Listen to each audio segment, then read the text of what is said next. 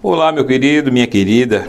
Eu gostaria de dar hoje uma palavra, compartilhar, na verdade, uma palavra com você que me acompanha, que conhece o nosso trabalho, e também você que não conhece, que não sabe quem eu sou, né? Eu sou o pastor e professor Arthur Eduardo, e ocasionalmente eu trago esses vídeos, alguns com esclarecimentos sobre fatos que acontecem no dia a dia, outras vezes eu trago uma palavra, uma reflexão a partir daquilo que a Escritura deixa para nós, traz a nós. Eu penso que hoje nós vivemos numa época de muito paradoxo. Apesar de defendermos a Bíblia como manual de fé e prática, penso eu que é a grande minoria que assim realmente pratica, ou seja, que tem como a Bíblia, né, tem a Bíblia como um manual de fé e prática efetivamente. Porque para você ter a Bíblia como manual de fé e prática, você precisa pensar nela. Você precisa estar pensando sobre a Bíblia. E o que mais se vê, pelo menos numa primeira intuição que a gente tem, é que as pessoas elas não estão refletindo sobre o que a Escritura diz. Mas isso é um problema geral e que deve fazer com que nós, antes de qualquer outra coisa, refletamos a partir de nós mesmos. Como é que está sendo o meu posicionamento se eu professo a Escritura como regra de fé e prática? Como é que está sendo o meu posicionamento? E o que eu queria conversar com você está lá no livro do Apocalipse, na carta breve que o Senhor Jesus transmite à igreja em Sardes, na Ásia Menor. Capítulo 3 do livro do Apocalipse diz: ao anjo da igreja em Sardes escreve: estas coisas diz aquele que tem os 7 Espíritos de Deus e as 7 estrelas. Ele tem os 7 Espíritos de Deus e as 7 estrelas, ou seja, ele tem tudo que Deus tem, então ele é divino. Conheço as tuas obras e tens nome de que vives e estás morto. Ser vigilante e consolida o resto que estava para morrer, porque não tenho achado íntegras as tuas obras na presença do meu Deus. Dificilmente um texto ele pode traduzir em palavras melhor a atualidade do que este. Por que eu digo isso? Porque eu creio que mais do que comumente se pensa, ou seja, que a igreja de hoje se assemelha à igreja de Laodiceia, a igreja em Sardes, ela transmite algo que a igreja de Laodiceia, a mensagem à igreja de Laodiceia não transmite. Lá em Laodiceia diz a Escritura que o anjo da igreja de Laodiceia era um desgraçado, pobre, cego e nu. A situação da igreja de Laodiceia, portanto, é uma situação boa. Mas um desgraçado, pobre, cego e nu está vivo. A igreja em Sardes, ela tinha o nome de que vivia, mas estava morta, a partir daquilo que é falado ao anjo da igreja. E o que é ter o nome de que vive, mas estar morto? Bem, independentemente do que seja, havia uma esperança para a igreja em Sardes. Isso é fato, porque senão nenhuma mensagem seria dada.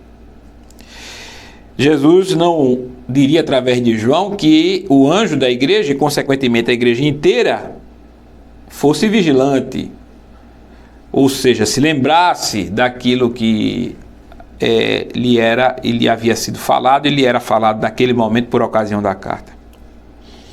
Mas isso não significa que a situação da igreja era boa, pelo fato de ela não ser totalmente perdida, a situação perdida. Mais do que para qualquer outra igreja, a situação da igreja em Sardes era uma situação desesperadora, porque havia o nome de que estava viva. O que isso significa? Deveria ser uma igreja vibrante, atuante, alegre, uma igreja que transmitia unção, poder, autoridade, influência, não sei, mas tinha o nome de que vivia. A partir disso nós podemos conjecturar uma série de coisas, aparentemente positivas. Ninguém que tem o nome de que vive tem um nome ruim, tem o nome de que está vivo, está atuante. Faz alguma diferença? Tem alguma ingerência? Tem alguma influência? Mas a realidade da igreja, partir do seu anjo, é que estava morta.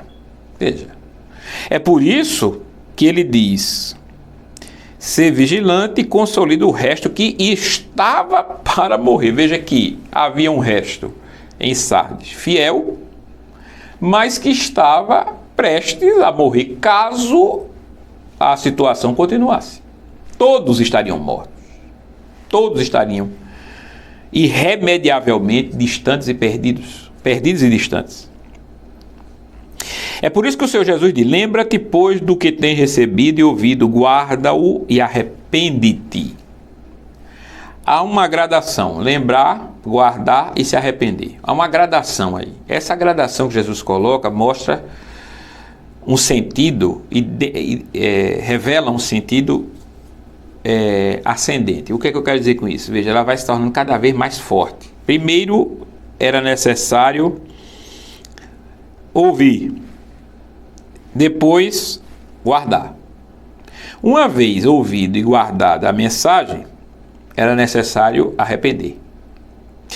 A mesma mensagem está sendo dita à igreja na atualidade. A igreja precisa ouvir o que está sendo dito.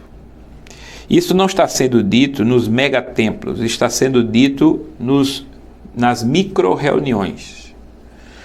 Porque há muito tempo que nos megatemplos não há mais espaço para a mensagem bíblica. Isso é algo absolutamente onipresente. Veja, o que eu estou falando não tem exceção. E quando eu falo de megatemplos, eu não estou falando, obviamente, de mega igrejas, eu estou falando de mega reuniões, eu estou falando de tudo aquilo que é ambicioso para a igreja. A ambição da igreja não tem sido a devida, ou seja, que o reino progrida. Tem sido que ela progrida. E a igreja não encerra o reino de Deus é muito maior do que a igreja. Mas quando a igreja se confunde com o reino, ela passa a viver em causa própria, através de ministérios que passam a ser autoproclamados. Então Jesus não é mais a evidência do ministério. O ministério evidencia a si mesmo. E isso, né, é observado por muitos líderes fiéis. Veja, há líderes fiéis que não fazem parte da mega igreja, que têm percebido isso e têm dado sua mensagem àqueles que têm aberto os ouvidos. É por isso que eu digo sempre e estou dizendo para você agora: creio eu que a igreja terminará como começou. Não com mega encontros, mas com micro encontros, através de grupos que estão teimando perpetuar a mensagem do Evangelho, ousando fazer aquilo que a Bíblia diz, no mundo em que isso não mais é regra, isso não mais é o alvo. Veja, o alvo não é mais o que a Bíblia diz, o alvo é o que dá certo, o alvo é o que faz progredir. Então, nada pode ser mais pragmático do que o nosso tempo. O que é o pragmatismo? É isso, é fazer o que dá certo. Talvez essa fosse a principal característica da igreja em Sardes, porque ela tinha o nome de que vivia. Tens o nome de que vives. Então, a igreja em Sardes, penso eu, era uma igreja pragmática. Talvez fizesse o que desse certo, aparentemente. Talvez fosse uma igreja mais frequentada do que todas as outras do Apocalipse. Talvez fosse uma igreja em que tivesse mais pessoas influentes do que qualquer outra igreja do Apocalipse. Mas a verdade é que Sardes estava morta. E a palavra de Deus, no livro do Apocalipse, capítulo 3, versículo 3, diz: arrependa-te, guarda, arrepende-te, desculpe, lembra-te do que tens ouvido, lembra-se do que tem ouvido, lembrar-se do que tem ouvido, ouvir, guardar, guarda-o e arrepende-te. O objetivo é o arrependimento da igreja. Veja, o objetivo de hoje não é outro senão que a igreja se arrependa. Que a igreja volte a um estado de comunhão com Deus, o qual ela perdeu no decorrer das eras. E hoje vivemos exatamente o clamor do Apocalipse. Veja, não há como nós olharmos para a igreja hoje, tendo o mínimo de experiência nela e com ela, e não termos uma outra ideia, senão esta, que é a de trazer a mensagem bíblica para os dias atuais, fazendo uma comparação entre o que houve no passado e o que há agora no presente. É aí que as pessoas que observam a mensagem bíblica como atual, elas encontram um nexo de aplicação da mensagem bíblica. Do contrário, serão apenas informações que a pessoa vai ter e que não terão nenhum tipo de aplicação para as suas vidas. Mas quando você observa o livro do Apocalipse, tendo essas mensagens às igrejas especificamente, com o nexo de aplicação com o que há na atualidade, então nós observamos, meus irmãos, aquilo que pode ser aplicado hoje ou não. E o que está sendo dito à igreja em Sardes, o que foi dito à igreja de Sardes, é o que pode ser dito da igreja hoje. Veja que quando nós fazemos isso, nós não estamos dizendo que tem de ser assim. É justamente o contrário. Isso tem que ser aplicado para que não seja assim. Veja que eu não estou falando isso, como muitos falam erroneamente, admitindo, presumindo que não há como ser diferente, porque as coisas escritas para o futuro são assim e tem de ser assim. Não, não tem de ser assim. O que essa mensagem ela fala a você, meu querido, minha querida, que está me ouvindo, é que apesar de haver um nexo de aplicação da mensagem antiga para a de hoje, não é necessário esse nexo, ou seja, ele não tem de ser assim. Mas o que é preciso que seja feito para que as pessoas compreendam e saiam desse estado de morte espiritual? Exatamente o que a Bíblia disse na mensagem à igreja de Sardes, para a igreja em Sardes. Ouça o que foi dito, não é? Guarda-o e arrependa-se. E ele continua dizendo assim: tens contudo em Sardes umas poucas pessoas que não contaminaram as suas vestes, aquelas que estavam para morrer, e andarão de branco junto comigo, pois são dignas. Veja, há uma promessa para a igreja em Sardes de que aquelas pessoas, elas seriam preservadas. A mesma coisa eu penso nos dias de hoje. Eu sei que é inevitável que incorramos em apostasia e que muitos de nós passemos a conviver com a apostasia. A apostasia será uma realidade cada vez mais presente.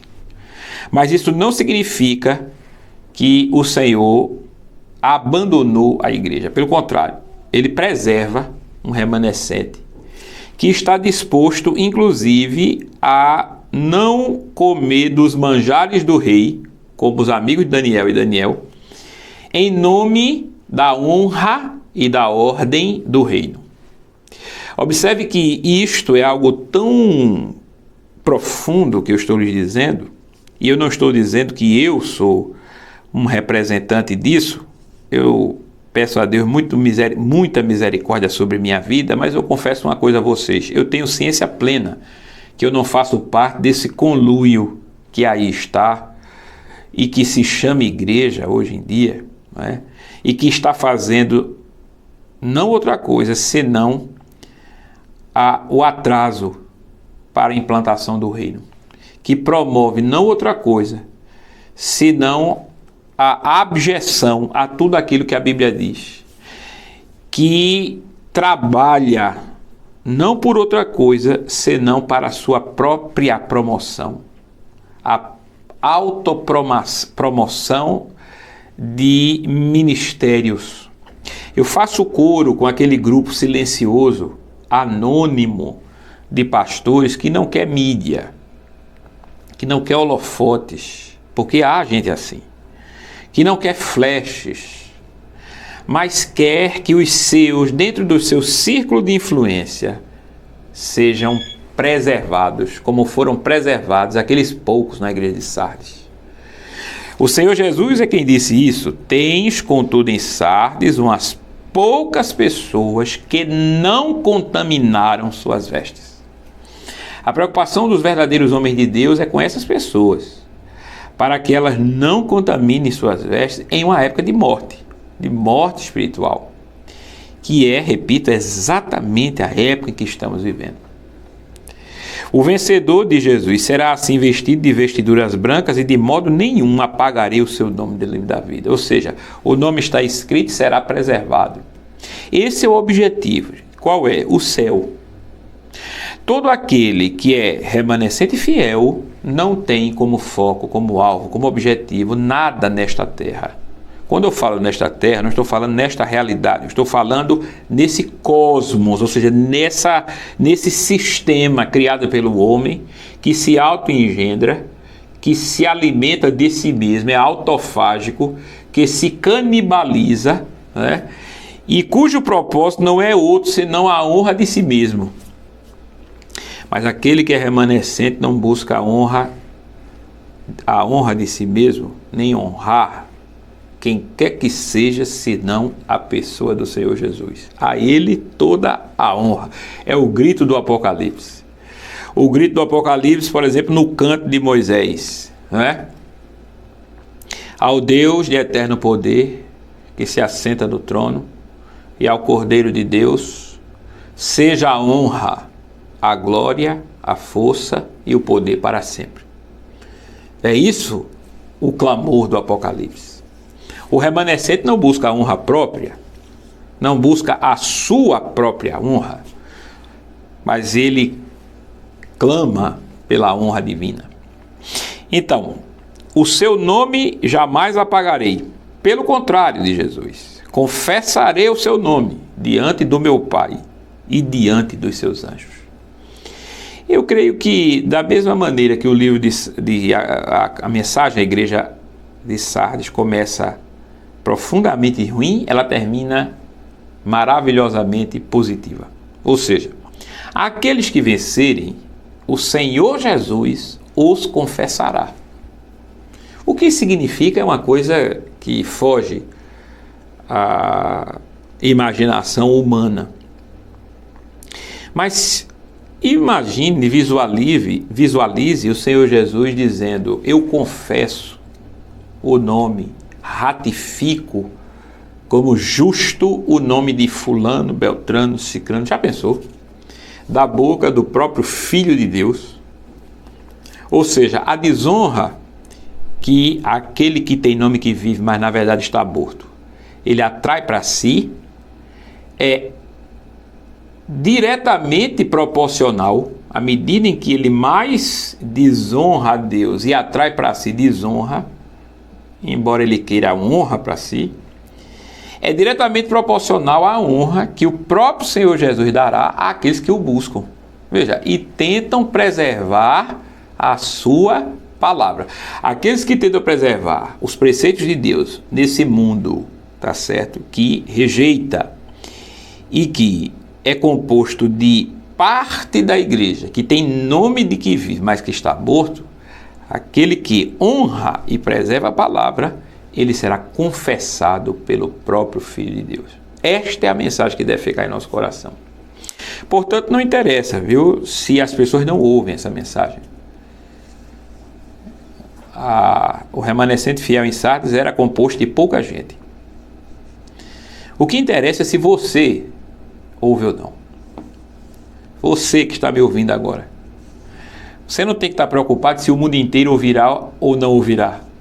Sua maior preocupação é se você ouvirá ou não. Que o Senhor nosso Deus abençoe a sua vida, a minha vida. Que o Senhor nosso Deus aplique essa palavra em nosso coração. E medite nela novamente. Leia Apocalipse capítulo 3, do versículo 1 ao 6. O final é algo que coaduna-se com tudo aquilo que Jesus prometeu aos fiéis nas mensagens às 7 igrejas da Ásia Menor. A igreja de Sardes, ele diz: quem tem ouvidos, ouça o que o Espírito diz à igreja.